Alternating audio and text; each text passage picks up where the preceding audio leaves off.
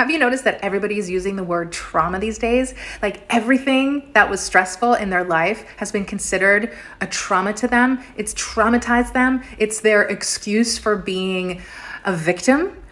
Well, here's the thing. There is real trauma, and we do need to recognize and respect people's traumatic experiences. But not everything was traumatic. Trauma in and of itself is meant to describe something clinically exaggerated, something severe and acute that happened to, in an interpersonal sense, change your reality and your understanding of the world. It has a psychological consequence.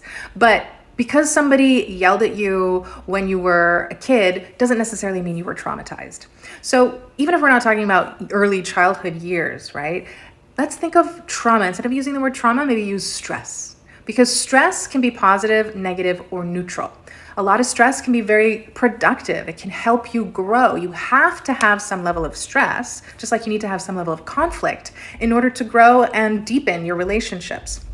So if we're thinking about people and relationships and the things that you consider trauma, or maybe not you, but some people out there, they might consider like someone violating a pretty innocuous boundary as a traumatic event. You traumatized me. You violated my boundary. You abused me. Everything gets blown out of proportion.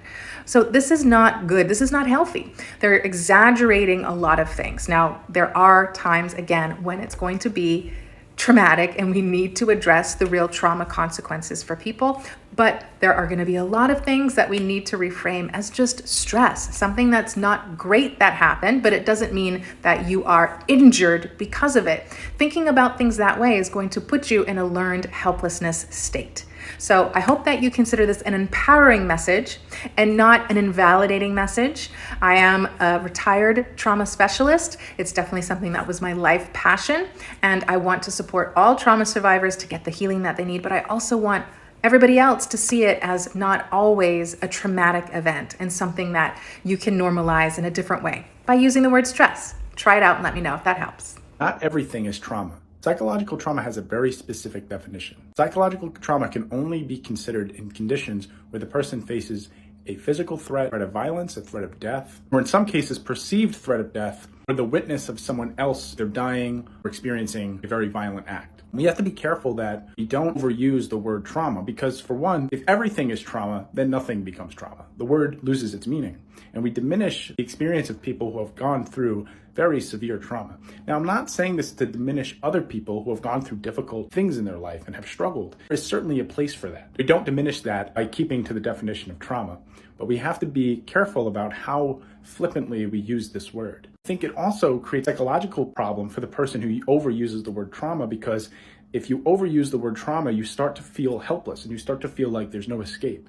And you start to feel like there's nothing you can do to get out of your own misery. So if every event that occurs to you is traumatizing to you, now that's important to understand because we need to understand what's going on that's making you feel so overwhelmed by life events. But it also doesn't do you any favors in learning how to overcome challenging events in your life. And this is not to dismiss or diminish anyone who's experienced trouble in their life, but just remember, trauma has a very specific definition and it's only meant for very specific things. So according to Google, or the AI assistants in Google, it says that the definition of trauma is an emotional and physical response to a distressing event that threatens a person's safety.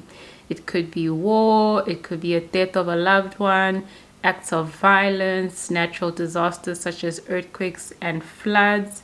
And the common reactions to those types of traumas could be shock, denial, unpredictable emotions, flashbacks, strained relationships, difficulty concentrating, continually thinking about what happened. So that is what trauma is, and that is how someone with that traumatic experience would normally respond. So the reason why I want to share this is because people now are using trauma, the term trauma, for everything. Even things that are not even to this tone of a definition. For example, please don't talk to me because you just bring trauma. Please don't come to my house because it could be a traumatic experience. Please don't be insensitive about what I'm going through, even if it's not defined as a traumatic experience, because because it's going to bring about trauma. Everything in today's society is traumatic. So I grew up in the 80s, 90s. I'm a millennial. And I was grateful that I grew up in that era because I wasn't softly raised in terms of gentle parenting. And that could go through two ways. Gentle parenting could be very loud in a sense that your parents could love you very loudly in terms of disciplining you, correcting you. And it could also go very opposite, which could be borderline abuse, right? So my parents disciplined my sisters and I when we grew up, and I'm so grateful for those experiences. Now, at the time, did I enjoy them? Of course not. I was still a child. That I was starting to think like, why would you want me to go through this and that? But when I look back now as an adult, I am so grateful my parents did that. Now, if we look at the generation of today, not the millennials, but probably the generation X's and Y's and so forth, they seem to be very, very sensitive about every single topic.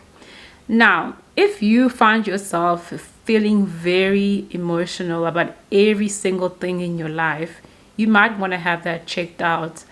Or, to be quite honest, it might not even be something significant. It might be because you are influenced by the culture, by your generation in terms of what trauma and strain actually is. Now, gentle parenting is something that has come up in our society in our age. And I think it's misused in terms of what gentle parenting actually is. Yes, you need to be kind to your kids. Likewise, the kids need to be respectful towards their parents. But it doesn't mean that it mitigates them not being corrected. And you correcting your child now is all of a sudden you are triggering a traumatic experience for them. Or because they didn't go to this party at this age, now they're going to be filled with so much trauma. Because literally that is the language of today's generation. And that's why if you look at the numbers, a lot of generation X's and Y's are not very good in terms of keeping jobs, because every correction that they get at work or every venture they venture into, all of a sudden it's too much for them to bear. How can you guys even work under these circumstances, under these conditions? It feels like they're oblivious to life's woes. Life will be lifing in every sector that you get yourself into, regardless of how gentle your parents were in raising you. The world is going to show you that there's no gentleness in how we move in society. So my pastor is basically saying that he's all for supporting people that have really gone through realistic traumatic experiences as those I've referred to. However, we need to be very careful to stop using the term trauma very loosely, and to use it as a crutch to negate you from responsibility. Okay, yes, we need to feel our emotions, but we also can't sit in them forever or we will go bananas. Okay, so I just wanted to come on here and say, please be careful in how you use the term trauma. Not everything is traumatic. You just need to grow up and take responsibility. And if something that you don't like is coming towards your way, don't be resistant towards it as if it's something abnormal, like as if you are not due to such a portion of correction in your life. There's certain things that will happen in your life that would not necessarily be something that you need to cheer about and you need to say all these cool terms about. Sometimes not all feedback will be good. Does not mean now your life is traumatic. Okay? And if we had to look at the children of Israel and what they went through in Egypt, and how God obviously took them out of Egypt, and how what they also went through in the wilderness, you would say that is a host of traumatic things that happened to them. And it wasn't obviously to their it was to their doing, especially the time they spent in the wilderness, but it was because of just the actions of other people that at the time. But God's sovereignty was that they needed to have the right posture for themselves to get out of the situation. And not everybody is going to be for you in life. It doesn't mean you are going to have traumatic childhood traumas for the rest of your life. Yes, we need to go through what we need to go through, but we mustn't live there and use those experiences as a crutch.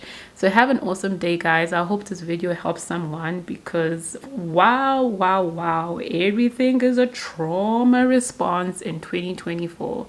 Please grow up. Bye, guys.